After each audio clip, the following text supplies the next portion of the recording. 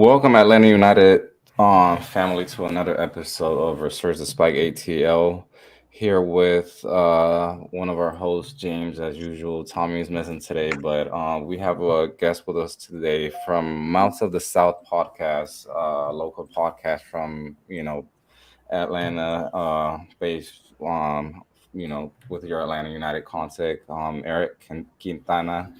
Welcome, man. We're glad to have you here. I mean, honestly, the reason why I even got in contact with you was basically because of Dirty Soccer South Twitter Spaces. We're always on there commenting, and you have some good takeaways from the games and everything. So we're just glad to have your opinion here and what you can bring to the show today, man.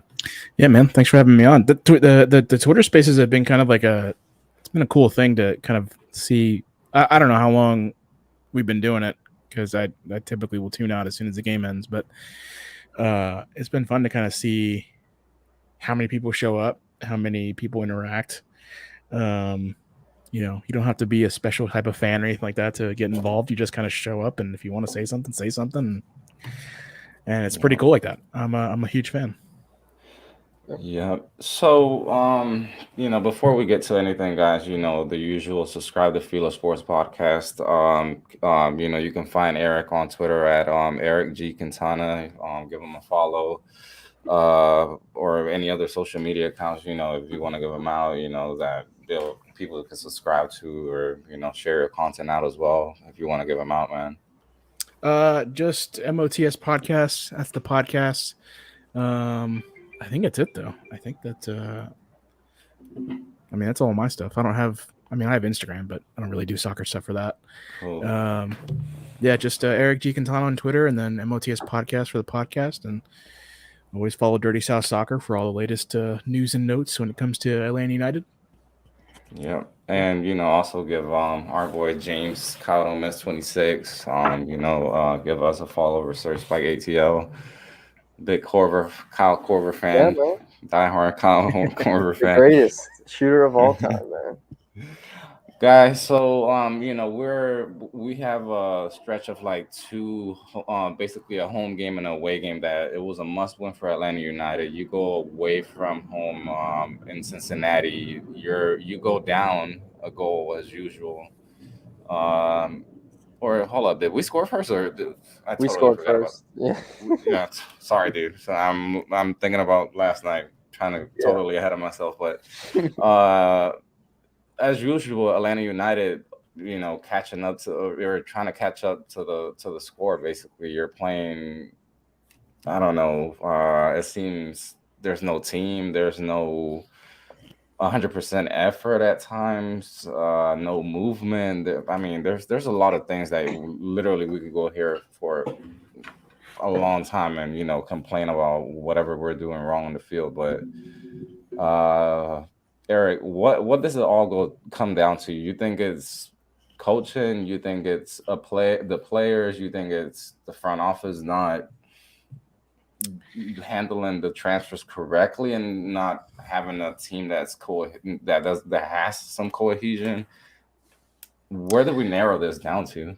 I'm gonna have a bit of a shitty answer. Can I cuss on here? I'm sorry, I didn't mean to. Hey, you good, man? You trust me. We rip them out sometimes on here. It's gonna be a bit of a shitty answer because I don't know if there's like a real fix for this, at least in the near future. I think that because I think everyone can agree that the players are all individually really talented, even the ones that we didn't expect to like kind of come up. So Wiley, we didn't really think was going to be. I mean, I don't know what we thought about him, but we thought he was going to be fine. But to have the impact that he's had, you look at Gutman, who's been fantastic. All across the board, it seems as though the pieces that have been brought in to kind of be the highlight of the team, they don't seem to be playing with this sense of togetherness, if you will, because again we can agree individually all of them have great talent.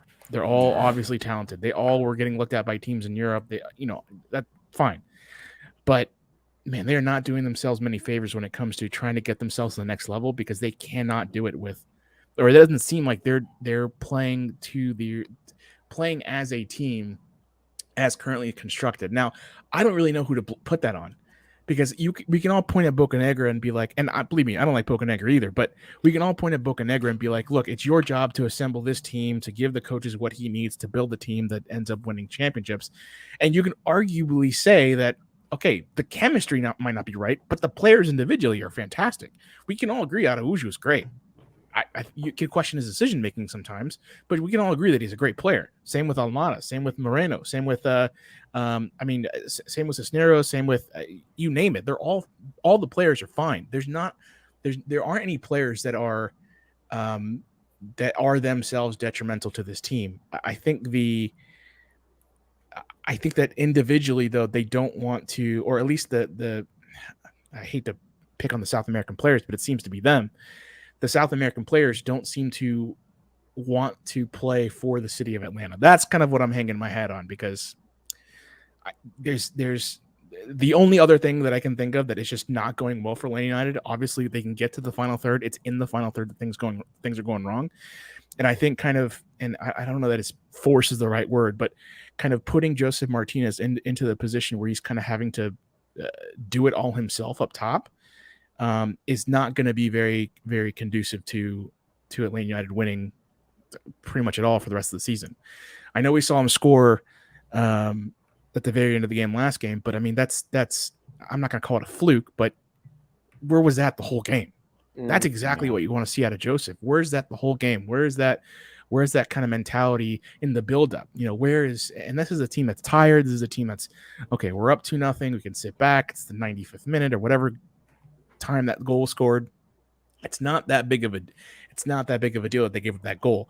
I'm sure they didn't want to give it up, but it's, ultimately like, it's not that big of a deal. So it goes, that moves over to like the question, okay, well, if we have the team if we have the best players available, if Bocanegra has brought us the best players available, and I'm not saying that he absolutely has, but I'm saying the players he has brought us aren't bad. The chemistry then falls on Pineda.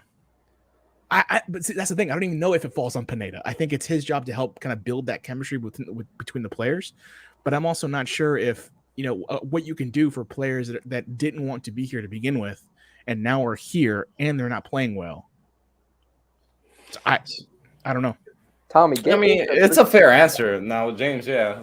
Get Tommy in the chat. All right, I'll respond to this. I mean, basically, yeah, I agree a little bit. I mean, it feels like the last two games, like the first 5 minutes last night, we played really well in the build-up. The first, 15, 20 minutes in Cincinnati, we did the same thing.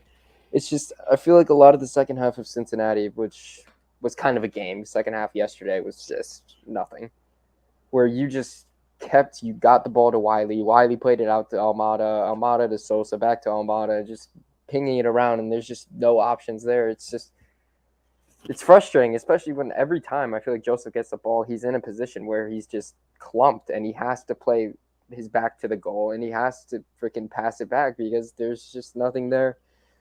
It's interesting, but I mean, the Cincinnati game, I was particularly I was pretty happy with how we played. We had 20 shots, and obviously all of them weren't great. The second half wasn't great, but the first half really displayed that was good stuff. Pineda was ballsy putting Andrew Gutman at center back. That freaking worked out 10 times over.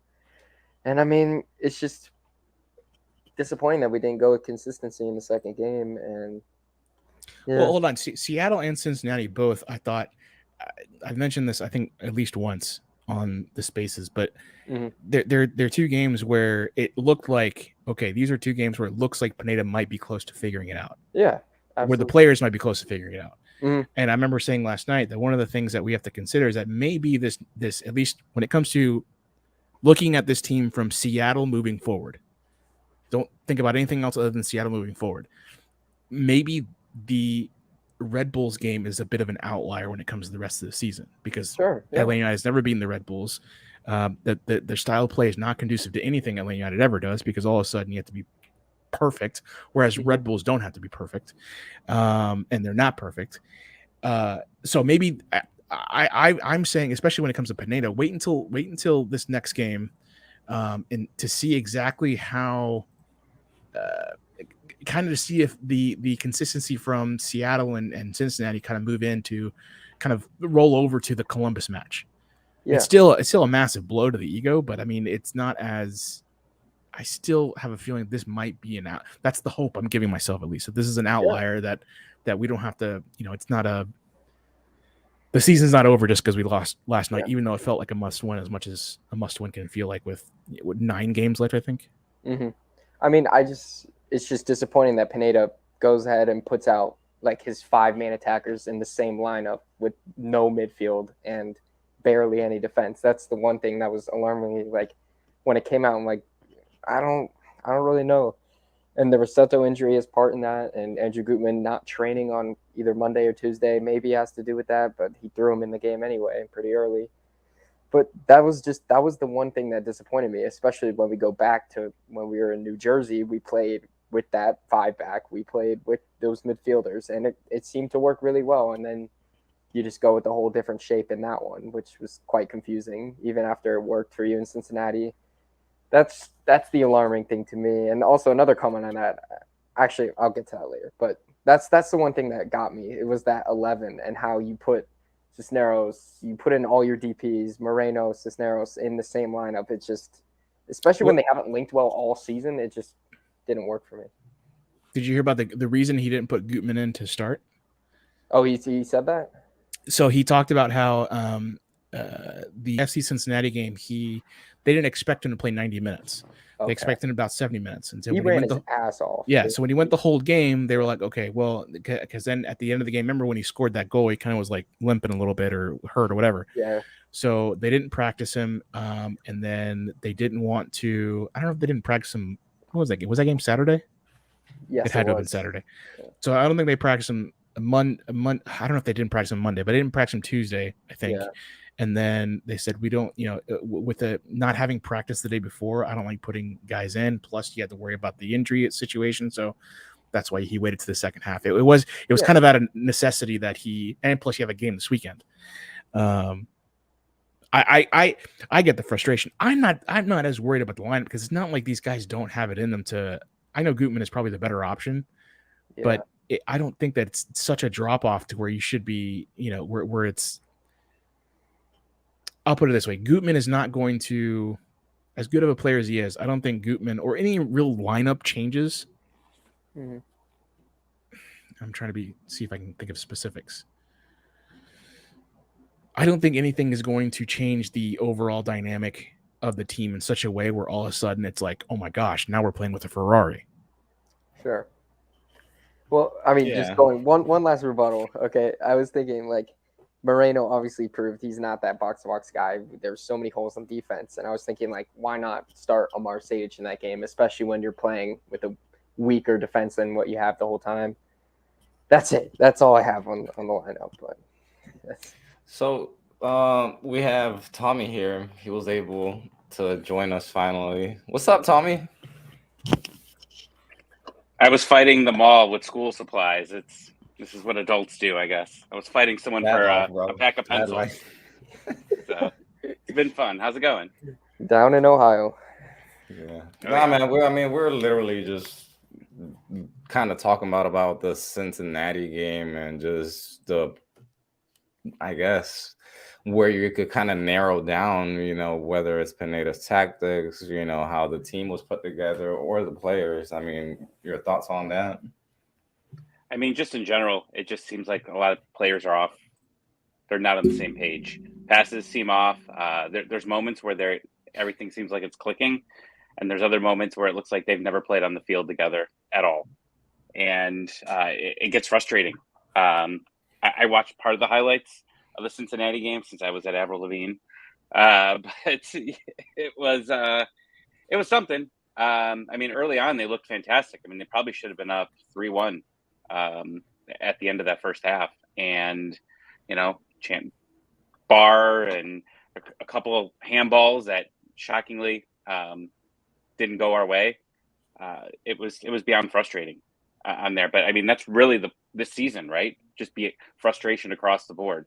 There's games where, we've talked about this before, where span of 3 games, we're out shooting them, by double, triple shots sometimes, and we don't get 1 goal. That Cincinnati game at the beginning of the season, we dominated them almost the entire game, and it was a 0-0 draw.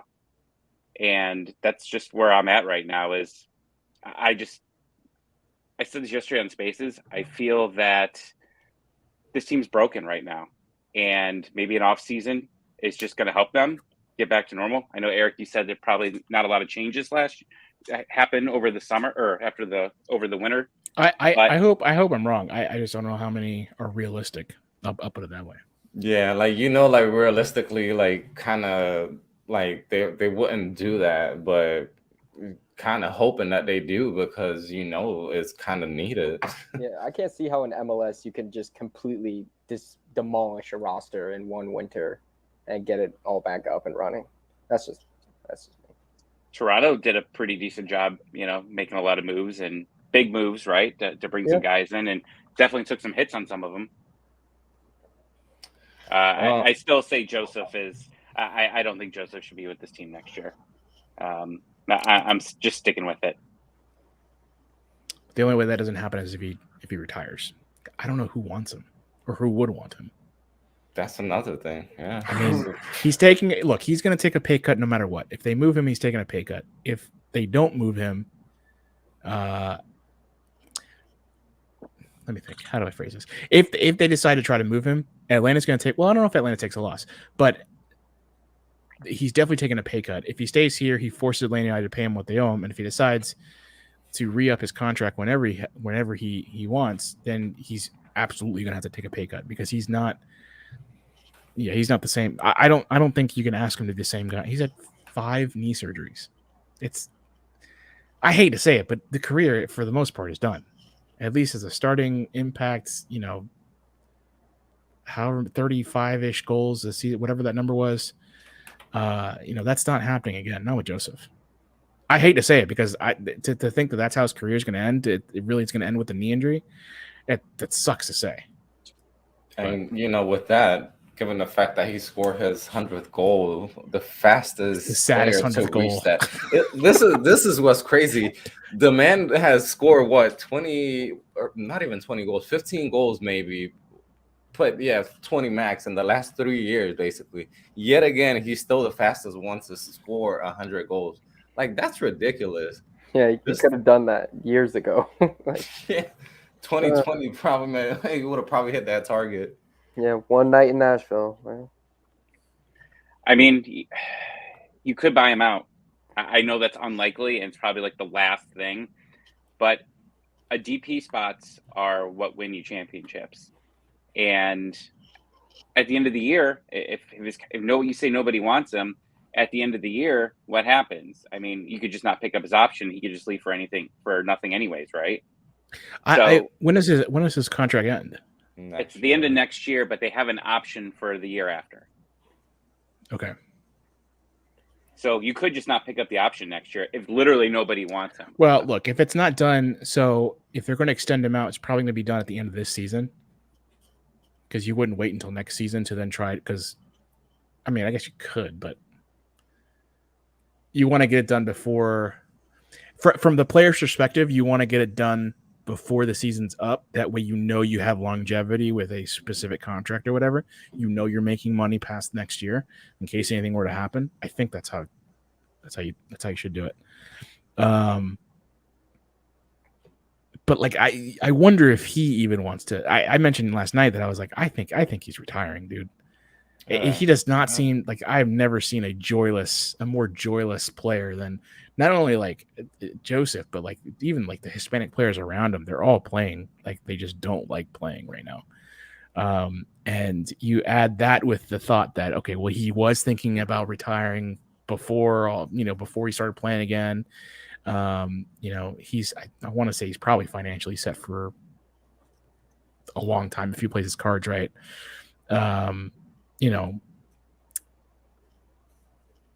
If he was already thinking about it, if he's not enjoying it, if I assume that he's having some kind of knee pain of some kind, He's not as productive. He's not the dominant force that he once was. Maybe with the right team, he can be like a super sub off the bench and then just light it up and work his way back to the dominant guy that he was. But I mean, Araujo is as close to the Almiron thing that you wanted back, I think.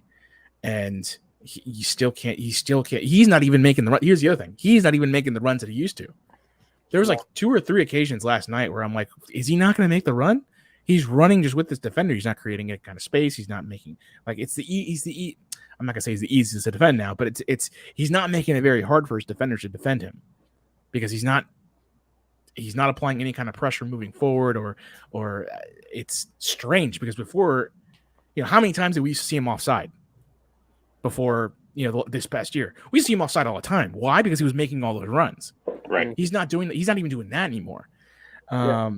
You see him dropping back. You see him, he looks like I don't know where I made this analogy, but he looks like a basketball player that is just on the cold streak of his life and is wide open for a 3 and is passing it off to any other player because he's going to miss.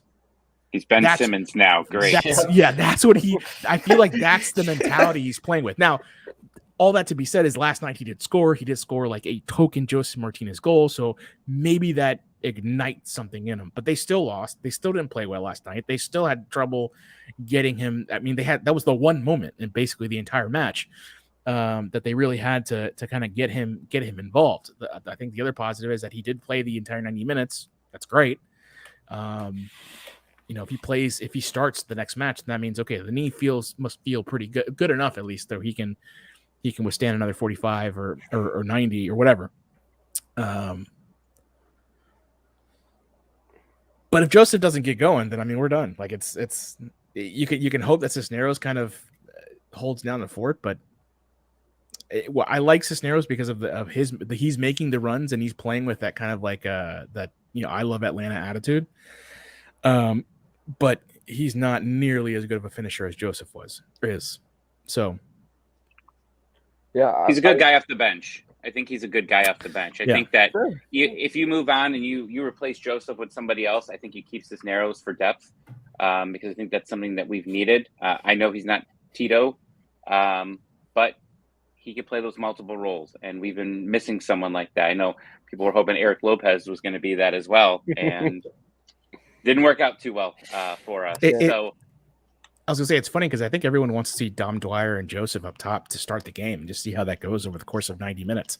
No, you're shaking your head. No, but thank you. I'm thinking of that Seattle. Was it the Seattle game where the chemistry up top was just amazing? Orlando too. Yeah, Orlando, was that it? Yeah. I think Orlando might be the one I'm thinking of, but we haven't really seen it since. And it was just even though you didn't love the fact that Joseph was kind of releasing the ball, passing it away, and all that stuff, and he wasn't, being the overly aggressive Joseph that I think we all love. What was I going to say? It's a funny dynamic because I think that's probably the better pairing to start the game. But how do you not put your starting goal scorer to start the game? And that's what Cisneros is he's your leading goal scorer on this team right now. So it's a weird. If they can go after one thing in the offseason, it's just an overly confident striker that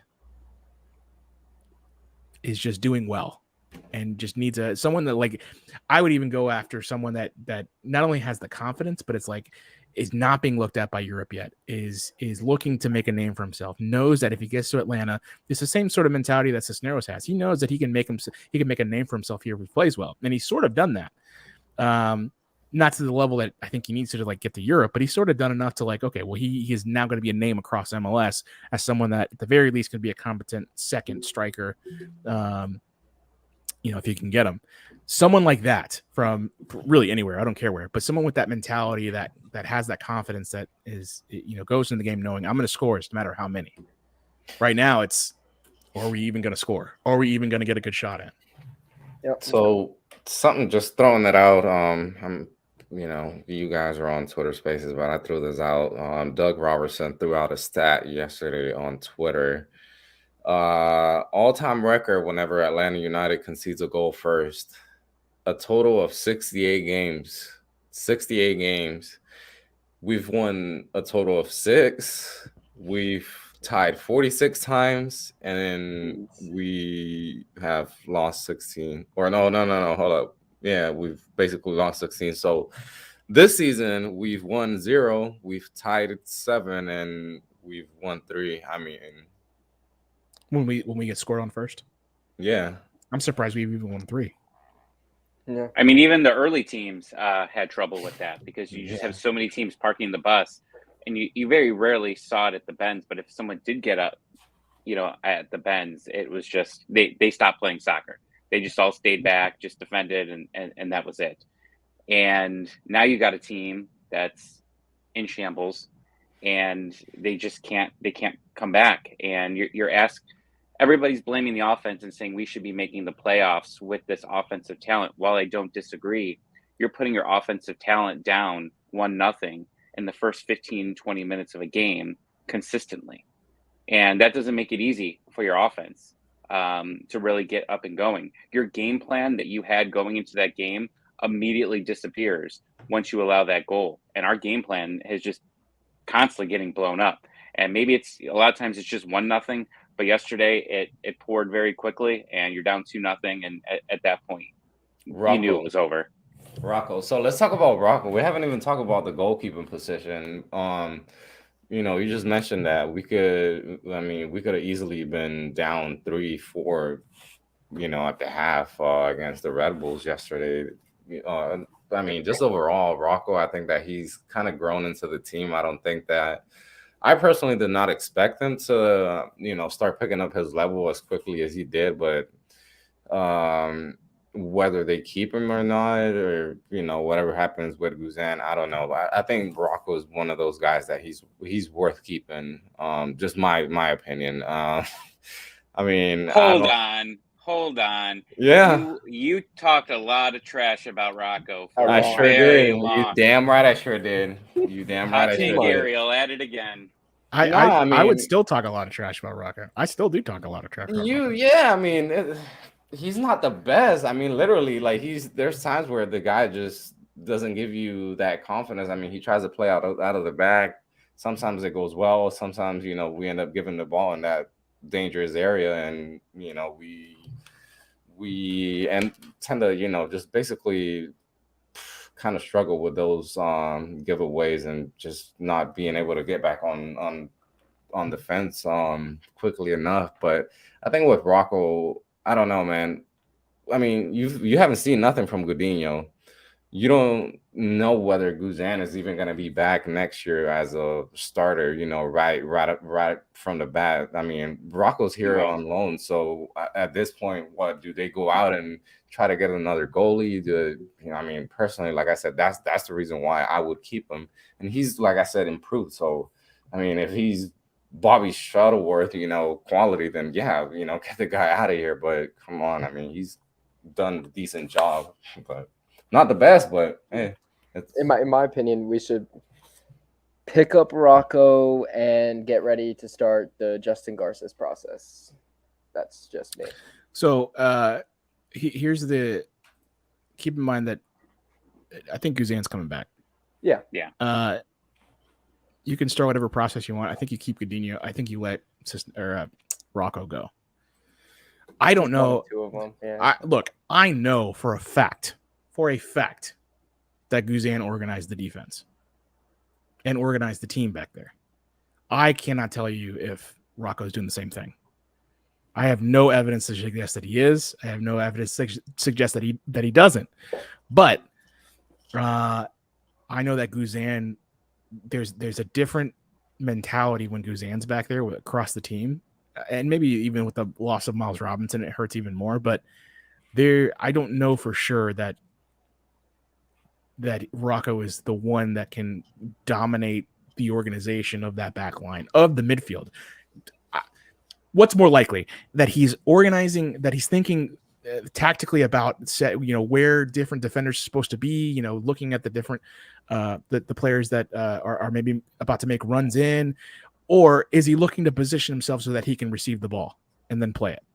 Which I I'm not mean, saying. he can't even look past his defenders. So I'm I not. don't even know. I'm how not he's saying gonna- that's. I'm not saying that's. I'm not saying that's not part of his job. But I would imagine he's looking to receive. He's looking the mentality. There's the mentality of. Remember Michael Vick? It was this run first mentality before passing. If you, I mean, I don't know how old you guys are, but that was the thing with Michael Vick. It was this run first mentality, and then secondary was the pass it. Well, with Rocco, I feel like the more likely scenario in his head is how do I receive the ball given wherever the ball is, rather than organizing the guys on the other side of the field so that players don't have an open run straight to me. They don't 1v1 me going the other way. That's where the experience of a Guzan comes in. He might not be better than Rocco. I'm not saying he is. I think probably they're both honestly probably Rocco's a better shot stopper than Guzan, but you weren't suffering from. It's not like losing Guzan was such a detrimental loss when it comes to shot stopping that it changed the course of the season. I think more so it changed the course of how these defenders defended, how the midfield kind of organized themselves, how he was able to communicate with his players so that they didn't. Last night we saw, I forget who it was, but one of the Red Bulls players. It's just a free one-on-one with the goalkeeper that I think he missed. I forget exactly what happened. But that doesn't happen often with Guzan. Not in the position like that where, you've got both center backs, I think, pushed over to one side.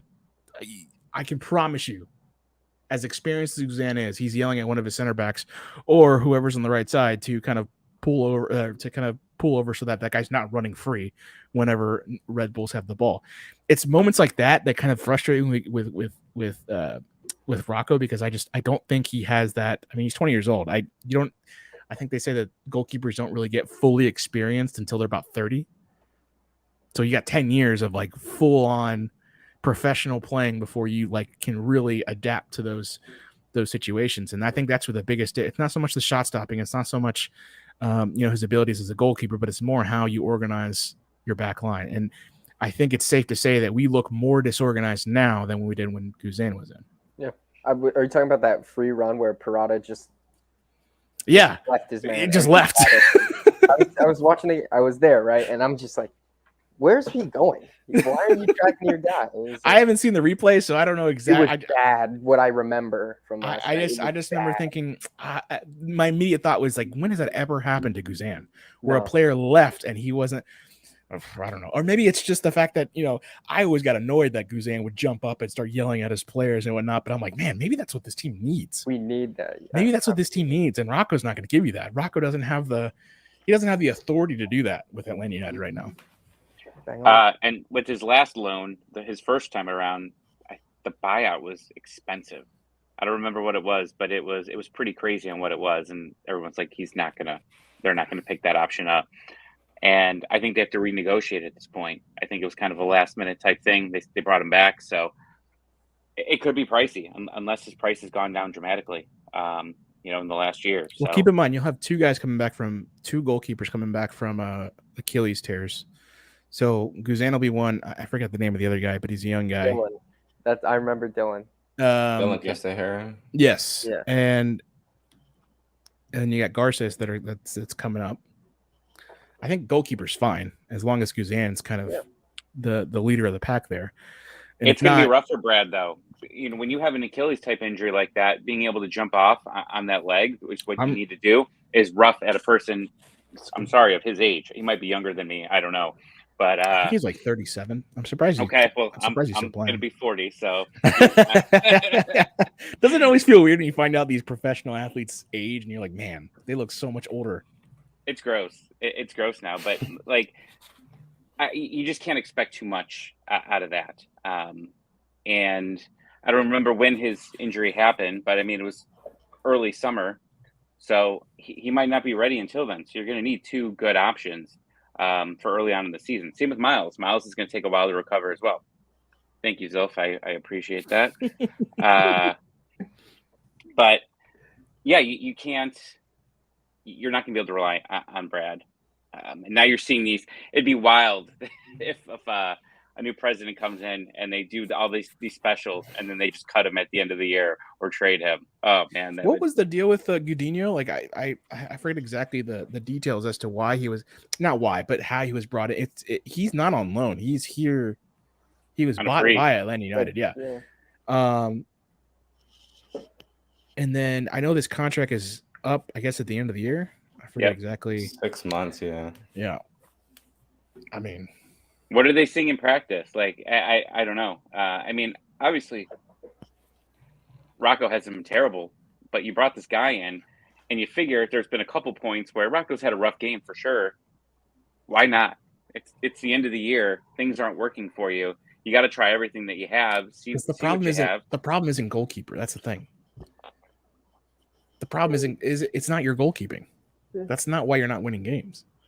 Yeah, I mean, at this point, that's definitely a point that, I mean, you can't blame it on the goalkeeper, really. I mean, it really comes down to the midfield, transitioning from whenever you win the possession or recover the ball and just lack of movement, like, I repeated or said earlier, and it just seems like they're static. They're just kind of waiting for either Araujo, whoever has the ball, Moreno, or whoever it is. They're just waiting for somebody to individually make something happen, literally out of nothing. And nobody's just picking up their head. Nobody's making any type of effort. And that's what it really seems. But you did have back-to-back bad games from Rocco at one point. I think that's when fans were really calling for him, right? So there's the game where he didn't know the play started.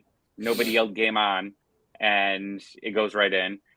He probably would have stopped it anyways. And then there was the other one where I think it was Chicago. No, it wasn't Chicago. There was a game. Galaxy, I believe. He had a pretty poor game. The bad pass right to the Galaxy that ended up making the scoring chance. He had a couple bad games there, and I think that's when people thought they were going to make the change, and they just never did. And they were back-to-back games as well. It was the Orlando game where he allowed that bad goal, and then the next game against the Galaxy. I thought that Chicago game was the point where we were going to see him come in, and we still haven't. So at this point, I have to think that we unless there's an injury, we probably don't see him for the rest of the year. Or if we get eliminated from the playoffs. He explained that he wanted. I mean, Pineda has explained that he likes consistency. So I forget when I talked about this, but there's been more than, I think, twice, if not more than twice, where he's talked about doing things he doesn't like to do, which makes you wonder. Well, I feel like that's such a rookie coach thing to say because he doesn't. Yeah, so I know where you're going. He talked, and I'm trying to think what the situation was, but there was a player that came in the second half, and then he got taken out before the end of the game. And I think it had something to do with either an injury or something like that. And so they needed to, I forget what, it wasn't whoever got taken out. It wasn't his fault. I want to say it was Wiley or maybe Aiden. It could have, yeah, I remember. But it wasn't either their fault, but I remember him talking about afterwards that he doesn't like doing that. But he, for whatever reason, his hand was forced. And then the other thing he doesn't like doing is, switching goal, and this is when Bobby Shuttleworth was in. He doesn't like switching goalkeepers or whatever, and restarting that level of chemistry and consistency and all that stuff. And then I don't know what happened to Bobby Shuttleworth, but eventually, I wonder if he was so pissed off at Atlanta United that he retired for whatever reason. Because I don't remember him being hurt. I don't remember him. He wasn't bad enough to where you had to start. You had to start Rocco over him, but that was another thing that happened, and it was maybe 3 or 4 weeks after that Bobby retired. That was another thing that Pineda was like, this is not something he basically said he doesn't do that. So that's 2 things he's done over the course of the season, and I'm wondering if he's just like, you know what, I'm not doing a third. I'm not changing out Rocco for Gudinho. Maybe it could also be that. I mean, it wouldn't surprise me either that Bocanegra has been like, you know what, we feel like Rocco could be the guy for the future. He could be kind of he could be the guy for the future. We could develop him. We can make him a real player here, or we could eventually sell him off to make money. And maybe Pineda's hand has been forced, and that wouldn't surprise me either, considering the history Bocanegra has had with his head coaches. So I think Boca. I don't. I'll put it this way. A young coach. I don't immediately blame Pineda for not starting Coutinho. I think that Pineda is a Boca's dream, right? Because he's had some very strong-minded coaches over the past couple of years. I mean, basically since the beginning, right? I don't know if Frank was really strong. Hard-headed. Yeah, hard-headed.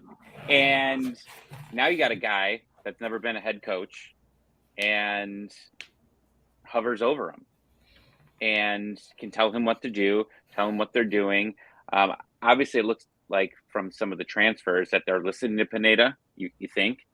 But, I mean, that's always been the problem, right, is that Boca has done some signings here where the coaches haven't wanted the player or the coach didn't want him traded.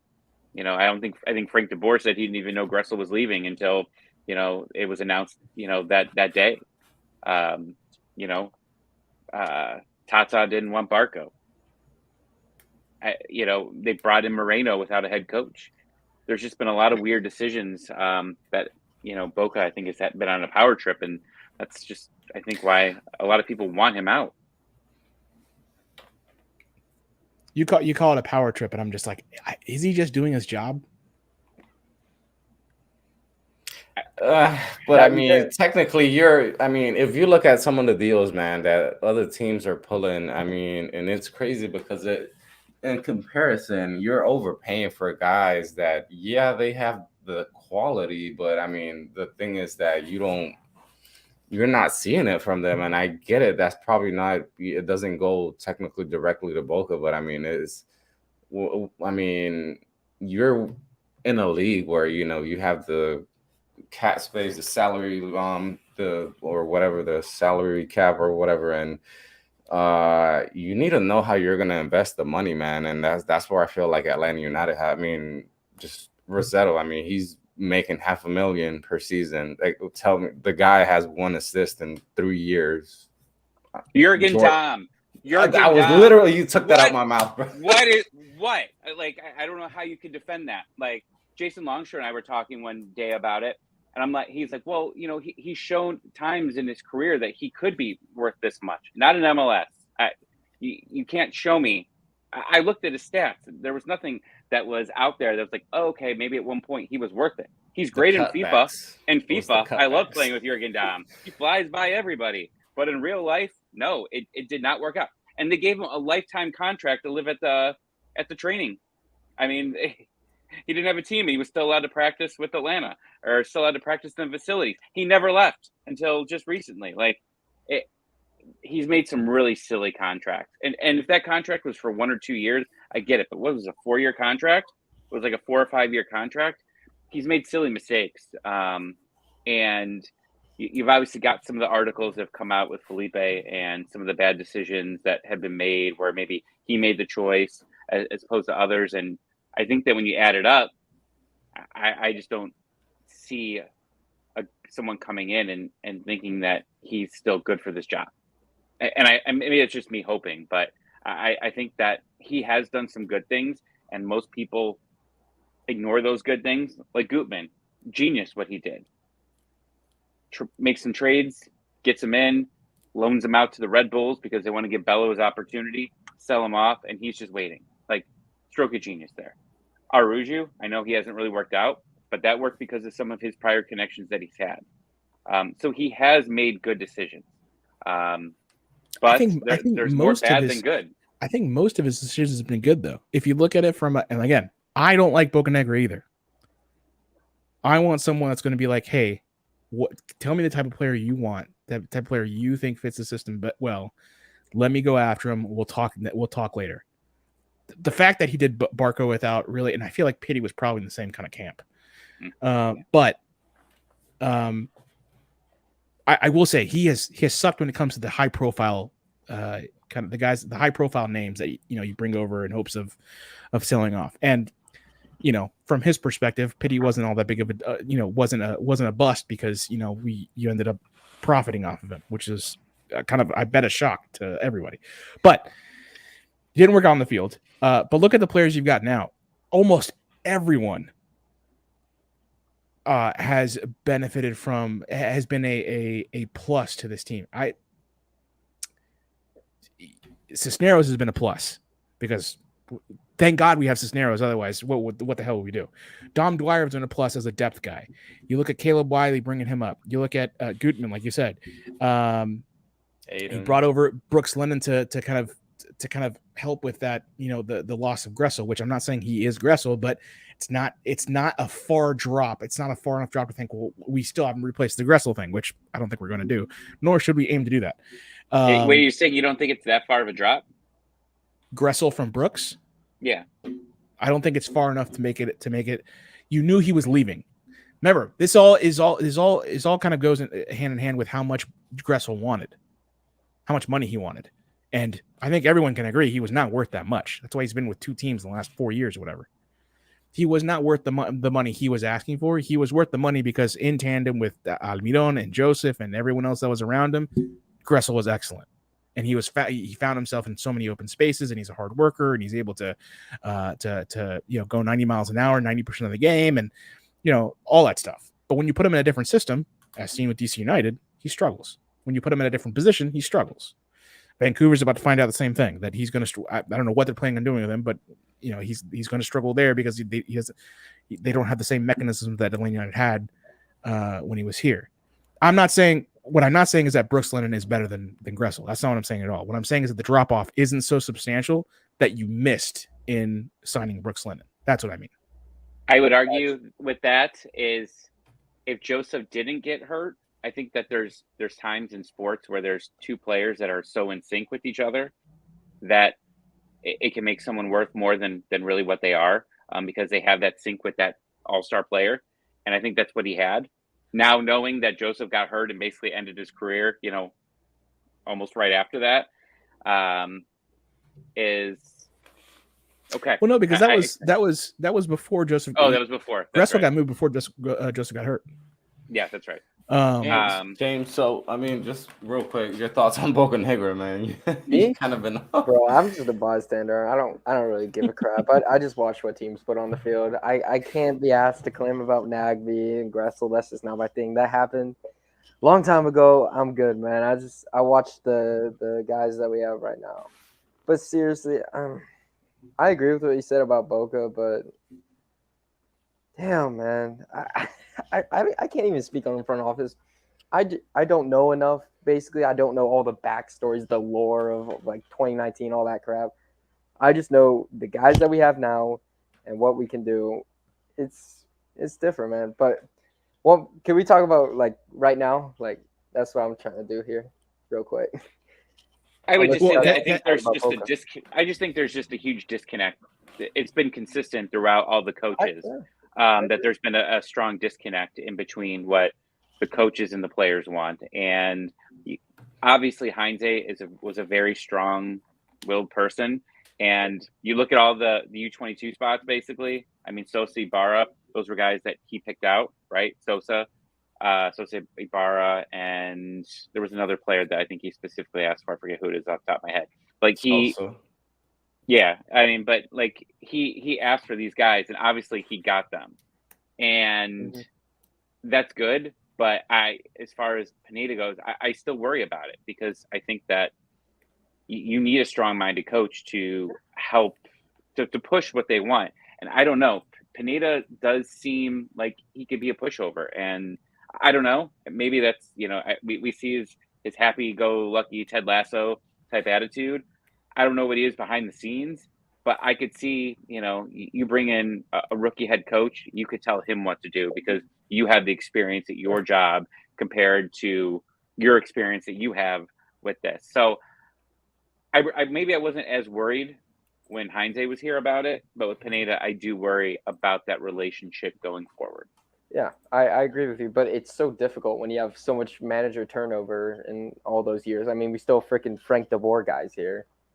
And, we kind of need someone to stay here. When people are like, Pineda out, it's like, bro, we don't need any more turnover. We don't need these overlapping players. We need to freaking clean it out, get Pineda and a new guy, freaking work together, man, because there's so many overlap players, overlap how they play and all that crap. But the only ones we're really worried about are the DP players. Yeah. That's really, I mean, That's why I say, it's like, I don't know that Bocanegra has done the worst job in the world. He has missed on, if you want to say it's more bad than good when it comes to the DP stuff, which is obviously a huge thing in MLS. Then yeah, he's not been great with the DP signings. But I mean, he's so good at finding good replacements. Well, I'm not gonna say so good, but he's good enough at finding good replacements at different positions, at positions of need, at positions where you can't spend DP type money. That at some point, a group of these DPs is going to hit again, and maybe it's just a matter of time before that happens.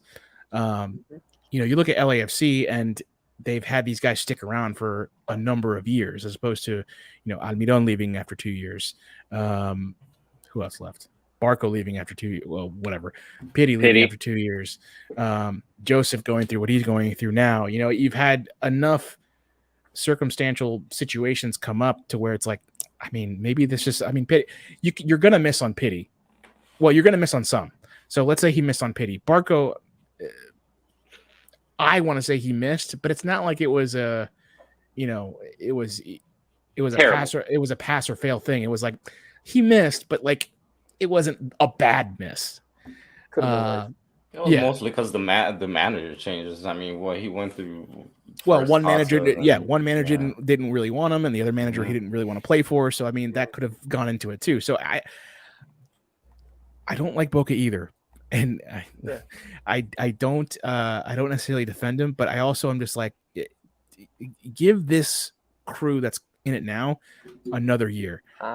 Give the guy, whoever they bring in next to kind of fill in for Darren Eales, give all of them, the three of them, well, the group of players they have, plus Pineda, plus Boca, plus whoever this new guy is, or woman, have them come in and kind of take a year to work together. You have players coming back from injury. You've got hopefully chemistry that's built throughout the course of this offseason and into the next season, and maybe it's a different Atlanta United come 2023. I mean, I'm just I'll put it this way: it's better than overhauling everything. Yeah, let me put this at you then. Like with the 2-year players and that, do you think we should continue to go for these Almadas? Because Almada, after next season, he's more than likely gone. Do you think we should keep pursuing those types of players?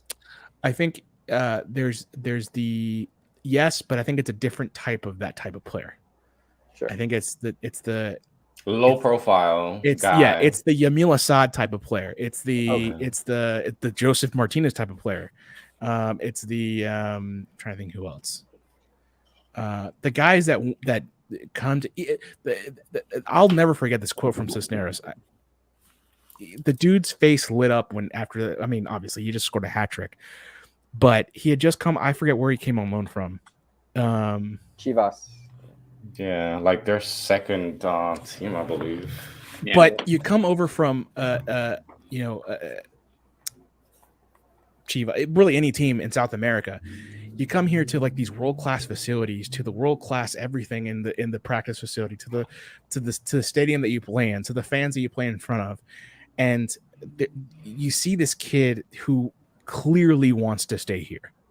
Cisneros clearly wants to be here past this year. After, I'm not sure that the optics are all that great, but he was signing autographs. He's the only player I thought I saw signing autographs after the Red Bulls game. He clearly wants to be here, and I think that's the type of player that you want to go after. You want to go after a player that wants to come here and perform, and then if he gets good enough, if he performs, if he excels, if he lights it up, that he's going to find his way to Europe. But I think if you get more guys like Pity who announce that they don't want to come here or they didn't want to be here. The same with I think Araujo was the same. Wait, was it Araujo or Almada that said they didn't want that their plan wasn't to get to get to MLS. They wanted to get to Europe. You sign more of those players, and we're going to run the same problems because it feels like it's a lack of heart more than anything because these players are clearly talented. Oh yeah. So hitting into the last subject, we got Columbus this week. Columbus. Tommy, Ohio, man. It's gonna get weird. A rainy, good old Columbus game. Every game. I don't think I've been to an Atlanta United game in Columbus that hasn't poured. Every time.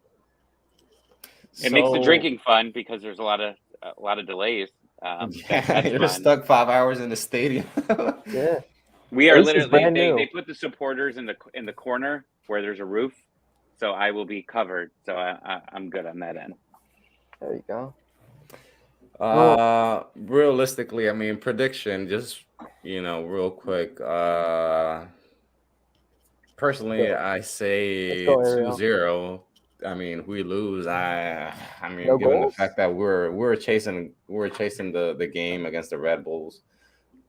Physically, I don't think the team is ready, for these kind of games where you're playing playoff teams, basically. Columbus, New York, they're teams that they're good. Azela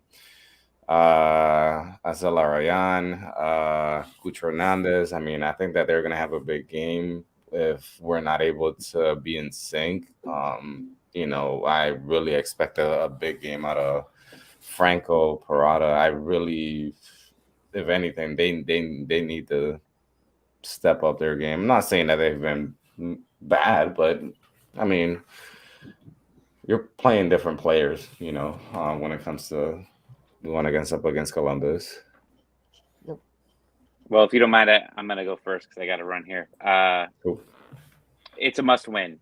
Like you said, the rest of the schedule is maddening. You're playing DC, who's not very good, but they are getting better. Then you've got Philly, Portland, Oof. Toronto, Orlando, Philly again, New England, and New York FC. If you're going to make the playoffs, you got to win the next. If you're going to make it, you got to win the next 2 games. Absolutely. Yeah. And it's on the road, this one. So you have, I think you've won one road playoff game, or I'm sorry, one road game all season. You got to win it. Absolutely. So I think that if they lose, this is the end of Atlanta United as far as making the playoffs. Yeah. It's so funny to say that when they have 9 games left and they're only 4 points out of a playoff spot. I mean, we've said, but it's these two have said this for literally 3 weeks. The schedule. If we lose, we're gone. Yeah, between the schedule and the way they're playing, like it feels like the thing about this match that I think everyone was looking forward to is if they had won it, the momentum continues.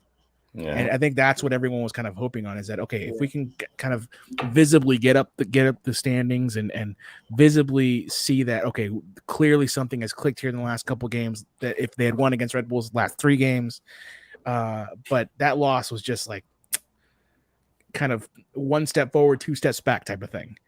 And that's what it feels like. Even with the draw against Cincinnati, it still felt like you were still making progress. So that's the bummer. I think that Columbus, it's really just the rest of the season, it's going to come down to who scores first, because I think the Atlanta United, and if I'm Atlanta United, I'm just like, we're in 13th place right now. We literally have nothing to lose. Just go for it. Go for it. Go for it. Go for it. I thought that's what they were going to do yesterday. I to their credit, they opened really well. It's just once it got scored on, it was done. Yeah. But that's the thing. Like, they know going into these games, this is why I say it just depends on who scores first, because they know going into these games that if they get they're going in with the same mentality that we are to some extent. And so they know that if they get scored on, it's like, well, shit, we can't score now anyway. So the best we're looking for, even if we're down 1-0, is probably going to be a draw. And we've been leaking 2 goals a game for like forever. So we got to score 3 now to win. Like, all that stuff starts going into your mind, and you start to think, okay, well, it's not like you quit, but at the same time, you don't mentally quit, but physically there's the extra effort, because it doesn't really mean anything anymore. It permeates your mind. It permeates the kind of the soul of the team, and then that just kind of takes over. And so if I'll say it, every game from now on, Atlanta United's got to score first to have a chance to even have a chance in the game. And that's a weird thing to say when you score first, because normally when you score first, you win. Well, I'm not gonna say normally, but generally you score first, you put yourself in a really good position to win. But Atlanta United scores first, and it's still like, okay, we completed the first step of 3 steps to maybe win a game. And the first one is to score first. The second one is to score a second goal. And then the third one is to score a third goal, because you're going to need it, because you're going to inevitably give up 2. Yep. Yeah. So, guys, thank you to the ones that have been commenting on here. Eric, thank you for being on here with us today, man. Like I said before, go, his social media account is Eric G. Quintana. Follow him on Twitter. Mounts of the Mounts of the South podcast as well. Go follow them. Same with Tommy. Let's go Ducks 96. You'll find him on Twitter. Find him in the Dirty Soccer South Twitter spaces afterwards. James as well. Kyle don't miss 26. Go give the man a follow. Yes. Myself. What's Resurge Kyle Spike Korver doing ATL. these days? He What is happened? an assistant coach for the Atlanta Hawks. There you go. Yeah. Full Yeah. circle. I love Yeah. it. Oh, by the way, I didn't make a prediction. 3-0 Atlanta. Good game. Thanks, guys. Whoa. If Andrew Gutman's Damn. center back, In what world? if they drop Moreno or Joseph for Amar Sadic and Gutman plays center back, we play 5-back. 3-0 Atlanta. Good night. Wow. Oh, you know what? I want to throw in the Mosquera signing. He looks like he's been pretty good. He looks like never mentioned it. that's another one I'm gonna be like, yeah, you got to give credit to Boca Negra. Sorry, He played well. that's the last You thing. can't give him credit for anything yet. Okay, Tom. He hasn't Not done yet, anything. but He he hasn't like. done anything. Would you rather have him or not have him right now? Would you rather have Jake Moraney, Tom? You all cried when Jake Mulroney got traded. Don't give me the Jake Mulroney I didn't cry. stuff. I- Not I you. These liked two it. clowns. I No, know. there's no Jake Mulroney. No, I'm no, just saying. no. He's I mean, helpful. it's nice that he's on a very long contract. I think he's a 4 or 5 year contract. Long as you can, and this is what we don't know yet. And I was talking to Joe Patrick about this. Can you take a DP, or I'm sorry, a DP, a U22, and take him out of that spot to a normal roster spot at some point? Because if not, that's taking him a U22 spot for a while, and that's concerning. I think because he doesn't have a enormous salary, and that was our only spot that we could really throw him into to not get hurt by the cap. So if we could get him out of that spot at some point, perfectly fine. I'm fine with the signing. I think he's going to improve. But if he's locked into that spot, it's another valuable spot where I'm a little nervous about the guy that's never scored a goal. And that's just kind of our thing, is we like to bring in guys that maybe haven't scored a lot of goals and hope that they turn it on. I don't know if that's him yet. It's obviously way too early. We won't know until after preseason next year, likely, how he's really doing. But I like what I've seen. I like his speed. They say he attacks players. I've seen a little bit of it. He loses the ball easily, but I am hoping that a preseason with the team will change all of that, and he'll get better. He's young, and that's obviously an upside, but it is a long contract, so that does worry me. I think We still got Eric Lopez sitting out there. We got to do something eventually with him. I think they saw a lot of Tito in him, and I think they want to. I think he's a better version of Tito, so hopefully it pans out the same sort of way. I don't know if he's going to score as many goals. I knew that stat, but I was like, I don't. Anyways, doesn't matter. He's got upside. Yeah. Everybody's got upside. Not All right, Jake Moraney. guys. Well, let me go ahead and end this thing.